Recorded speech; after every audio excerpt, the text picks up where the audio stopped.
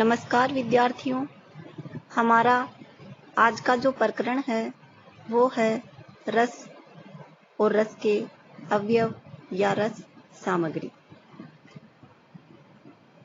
आचार्य भरत मुनि को ही रस संप्रदाय का मूल प्रवर्तक माना जाता है। उन्होंने अपने ग्रंथ नाट्य शास्त्र में नाटक के मूल तत्वों का विवेचन करते हुए रस का विवेचन किया है। वे रस को नाटक का प्राण मानते हैं और उन्होंने अपने नाट्य शास्त्र में जो रस सूत्र दिया है वो इस प्रकार से है। विभावानुभाव व्याभिचारी संयोगादृश निष्पत्ति, अर्थात विभाव, अनुभाव और व्यभिचारी भावों के संयोग से रस की निष्पत्ति होती है। लेकिन हम कह सकते हैं कि भरत मुनि ने यहाँ रस की परिभाषा नहीं दी है, अपितु रस निष्पत्ति की प्रक्रिया का ही उल्लेख किया है। अगर हम रस की परिभाषा दे सकें तो वो ये है कि काव्य को पढ़ते या सुनते समय हमें जिस आनंद की अनुभूति होती है उसे ही रस कहा जाता है। अर्थात पाठक या श्रोता के हृदय में स्थित स्थायी भाव ही विभावादि से संयुक्त होकर रस रूप में परिणत हो जाता है। काव्य आनंद को ब्रह्मानंद सहोदर कहा गया है। अब हम देखते हैं रस का महत्व। रस को काव्य की आत्मा या प्राण तत्व माना जाता है। रसहीन काव्य निर्जीव कहा गया है, अतः रस के बिना काव्य का अस्तित्व ही नहीं है। जैसे प्राण के अभाव में शरीर व्यर्थ है, उसी प्रकार रस के अभाव में कोई रचना काव्यत्व से ही रहित हो जाती है। रस ही कविता को प्राणवान बनाता है और वही पाठक या श्रोता को आनंदमग्न करके भाव समाधि में पहुंचा देता है। अतः रस को काव्य में सर्वाधिक महत्वपूर्ण तत्व माना गया है। यह काव्य का अंतरंग तत्व है, बाह्य तत्व नहीं। अतः अलंकार आदि की भांति यह काव्य की शोभा नहीं बढ़ाता, बल्कि शोभा उत्पन्न करता है।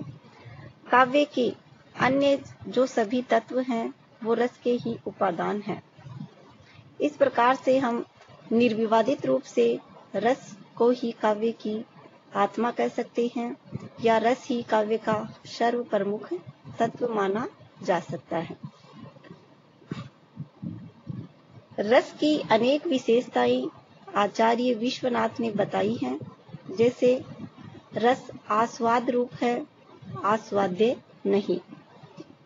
रस दूसरी है, रस की उत्पत्ति सतोगुण के उद्रेक से होती है। तीसरा है, रस ब्रह्मानंद सहोदर है। अगली विशेषता है, रसानुभूति अलौकिक होती है। रस स्वप्रकाशमान है। रस अखंड होता है। रस की अनुभूति तन्मयता की स्थिति में होती है। रस लोकोत्तर चमत्कार है। इस प्रकार से ये कुछ रस की विशेषताएं हैं जो आचार्य विश्वनाथ ने बताई हैं। अब हम पढ़ते हैं आगे रस के अवयव या जिन्हें रस सामग्री भी कहा जाता है। रस के 4 अवयव हैं: स्थायी भाव, विभाव, अनुभाव और संचारी भाव। सबसे पहले देखते हैं स्थायी भाव। जो भाव हृदय में सदैव स्थायी रूप से विद्यमान रहते हैं, किंतु अनुकूल कारण पाकर उत्पन्न या उद्बुद्ध होते हैं, उन्हें स्थायी भाव कहा जाता है। इनकी संख्या 9 मानी गई है। रति, उत्साह, क्रोध, जुगुप्सा, विस्मय, निर्वेद, हास, भय, शोक, स्थायी भाव। इन प्रत्येक स्थायी भाव से संबंधित एक रस होता है। इसके अतिरिक्त दो जो रस माने गए हैं उनके जो स्थायी भाव हैं वो है संतान विषयक रति और भगवत विषयक रति। स्थायी भावों की संख्या 9 ही मानी गई है, अतः नवरस मूल रूप से नवरस ही माने गए हैं। रति के 3 भेद माने जा सकते हैं: दाम्पत्य रति, वात्सल्य रति, भक्ति संबंधी रति। इन तीनों से क्रमशः श्रृंगार, वात्सल्य एवं भक्ति रस की निष्पत्ति होती है। श्रृंगार रस को रसराज माना गया है। अगला जो रस का अवयव है वो है विभाव। विभाव का अर्थ होता है कारण। जिन कारणों से सहृदय सामाजिक के हृदय में स्थित स्थायी भाव उत्पन्न होते हैं उन्हें विभाव कहते हैं। अर्थात जिन कारणों से सहृदय के हृदय में स्थायी भाव उत्पन्न होते हैं उन्हें हम विभाव कहते हैं। विभाव 2 प्रकार के होते हैं: आलंबन विभाव और उद्दीपन विभाव। आलंबन विभाव, जिसके कारण आश्रय के हृदय में स्थायी भाव उत्पन्न होता है, उसे आलंबन विभाव कहते हैं। जैसे दुष्यंत के हृदय में शकुंतला को देखकर रति नामक स्थायी भाव उत्पन्न हुआ, तो यहाँ दुष्यंत आश्रय है और शकुंतला आलंबन है। दूसरा है उद्दीपन विभाव। ये आलंबन विभाव के सहायक एवं अनुवर्ती होते हैं। उद्दीपन के अंतर्गत आलंबन की चेष्टाएं एवं बाह्य वातावरण 2 तत्व आते हैं जो स्थायी भाव को और अधिक उद्दीप्त, प्रबुद्ध एवं उत्तेजित कर देते हैं। जैसे शकुंतला की चेष्टाएं दुष्यंत के रति भाव को उद्दीप्त करेंगी तथा उपवन, चांदनी रात, नदी का एकांत किनारा भी इस भाव को उद्दीप्त करेगा। अतः ये दोनों ही उद्दीपन है।